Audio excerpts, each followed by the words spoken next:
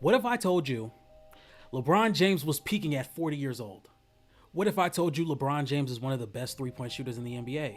What if I told you LeBron James has been playing at an all-defensive level over the past 2 months, all while being one of the best post-up presence, one of the best passers and playmakers, one of the best decision makers, and one of the best finishers in the league?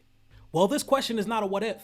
This is what I'm telling you. LeBron James has been one of the best players in basketball over the past few months. He's been a top 5 player undoubtedly. Now, we all know the Los Angeles Lakers have been in the media a lot more than they usually are because they just brought in Luka Doncic, who is a top 5 player at the age of 25. But what if I told you, even with Luka being that level of player, he still has not been the best player on the Lakers since he's been there? Yes, LeBron James at 40 years old is still the best player on the Los Angeles Lakers as of right now. Now, I can understand where you say Luka's been a little banged up and he's still trying to get used to the offense and he has been playing a lot better over his last 2 games, but LeBron James has still been the best player on the floor. When it comes down to defense, three-point shooting, playmaking, post-up play, finishing, all of that has been LeBron. And now you add on top of the fact that he's playing at an all-defensive level, which is something we have not seen consistently for this long of a stretch in years. Ever since the Luka Doncic trade, which is the last 8 games, LeBron James has been averaging 29 points per game, 9 rebounds per game, and 7 assists per game on 56, 46, 75 splits and a 66% true shooting. The Lakers have been 4th in defensive rating since December 10th and 9th in offensive rating since December 10th. They've been 4th in transition points per possession at 1.17 all season. And in the last 10 games, LeBron James is averaging 1.38 points per possession per three-pointer. And to put that in context, Steph Curry's unanimous MVP year, he was only shooting 1.35 points per possession. Now, I'm not saying LeBron James is a better three-point shooter than Steph Curry. I just want to let you guys know that. I'm just putting it in context so you guys can understand how crazy of a shooting year LeBron James is having. Because we all know Steph Curry managed that number throughout an entire season, and he had more attempts, and LeBron is just doing this through a 10-game stretch and only about 7 attempts. But if you compare the numbers just to show you what type of level LeBron James has been as a shooter. For even more context, LeBron is shooting about 53% on catch and shoot threes on about 3 a game, and he's shooting 44% on pull-up threes on about 4 a game. And I truly think that this has made the Lakers offense almost unguardable. The Lakers have done a really good job of putting spacers around LeBron James, Austin Reeves, and Luka Doncic. Guys like Dorian Finney-Smith, guys like Rui Hachimura, Gabe Vincent has been shooting the ball a lot better recently. Even Dalton Connect when he is in the game. Shit, and if you really want to put the nail in the coffin, Jared Vanderbilt hit 2 threes last night against the Dallas Mavericks. So, hey, do with that information as you will.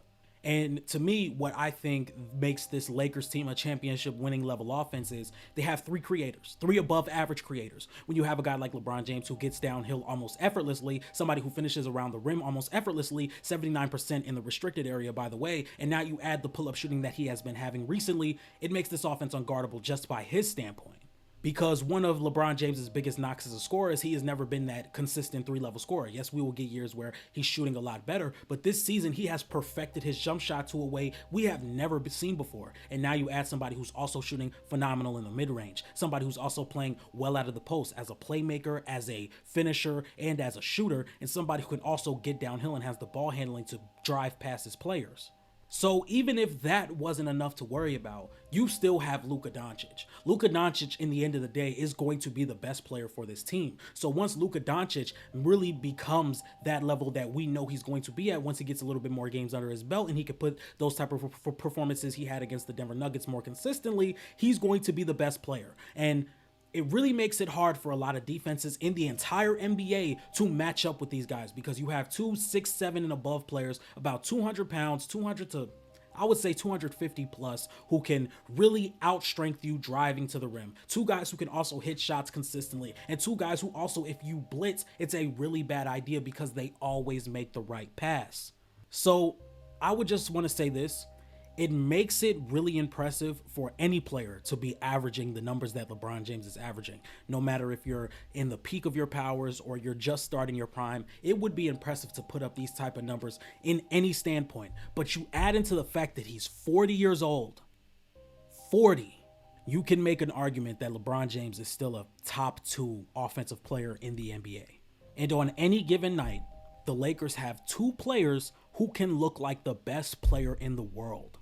And that's what makes this Lakers team so scary. Any given night, you have two players who can be the best player in the world. On top of that, JJ Redick is a much better coach than Darvin Ham. He prepares way better than Darvin Ham ever did. He understands X's and O's way better than Darvin Ham does, or at least what I like to look at and what I've seen on the court so far. I think he has a competitive aspect that Darvin Ham just does not match, and I also think JJ Redick is a better leader than Darvin Ham was.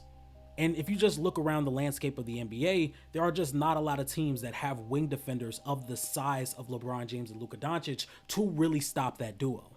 And I've only really been talking about a half-court setting. I really want to move forward into the transition aspect of it as well. And another thing about this is LeBron James does not have to be the guy that initiates the offense on the perimeter anymore. He also doesn't have to be the guy that ignites the transition as well. LeBron James is still, anytime he steps on the floor, can be one of the most in shape players on the floor. So now when you have a guy like Luka Doncic who can get rebounds and throw skip passes to LeBron James, who's already halfway down the floor, as soon as he gets the rebound, that makes it much tougher. The Lakers have always been one of the better transition teams ever since LeBron James has gotten to the team. LeBron James is known for but initiating a lot of top tier transition teams.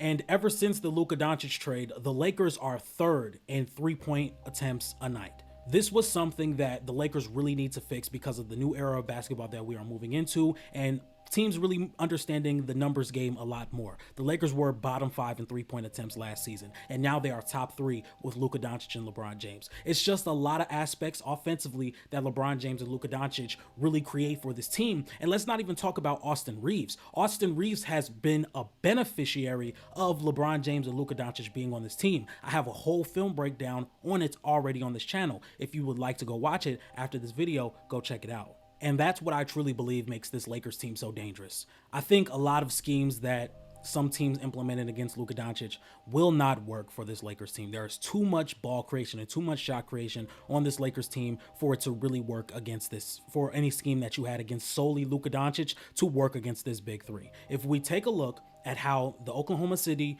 Thunder guarded the Dallas Mavericks, it was a lot of blitzing the action and trusting your other defenders to make the proper rotations, which is fine against the Dallas Mavericks when there are a lot of play finishers such as Klay Thompson, PJ Washington, Derek Lively, Daniel Gafford, Quentin Grimes at the time, Najee Marshall. When you watch that in-season tournament game that the Thunder played against the Mavericks, you will see what I'm talking about. But if they were to do the same thing and they're trusting the guys to make rotations on LeBron James, a guy who, once again, 53% on catch and shoot threes, and somebody who can also attack mismatches and attack closeouts to the point where you do not want to be in rotation when LeBron James has the ball. You want to have a set defensive plan to try and combat anything that he could throw at you offensively, and I just don't think the Thunder are going to be able to do that, and I don't think they have the size on the perimeter to contain 267, 250-plus pound guys at the perimeter who can also handle the ball and get downhill.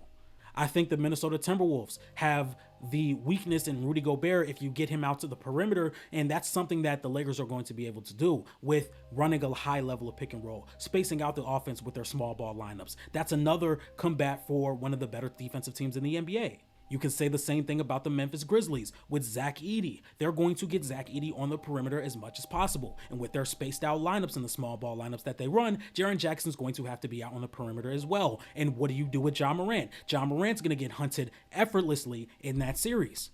I just don't believe that there is a real defensive scheme you can implement to slow down this Lakers offense. And what do you do when they get in transition? They beat the Nuggets off getting turnovers and getting in transition, because if you look at the Nuggets game, the Nuggets had more half-court points than the Lakers did. And if LeBron James plays at this level for the rest of the season, I think, once again, 29 points per game, 9 rebounds, 7 assists on 66% true shooting. There's not a lot of perimeter players that are averaging 29 plus points per game on 66% true shooting. And if he's going to continue to be the 3-level scorer that he has been ever since Luka Doncic came to the Los Angeles Lakers, and in a playoff scenario, I just don't know how you can stop that. And the Lakers have been a top 5 defense for 2.5 months now. This is not something where the last 10 games the Lakers are 4th in defensive rating. This is since December 10th. This offense is so good to where I'm looking for the Lakers just to be a middle of the pack defensive team. If they can get timely stops in the right scenarios, they are going to be so hard to beat. So before you go to bed at night, I want you to know the Lakers are coming. They're coming. And when they come, you don't hide under the desk now. Don't get ready for the earthquake because we're building something beautiful and it's going to come and it's going to happen and there's going to be nothing you can do about it. And when that day comes, I'm going to be insufferable.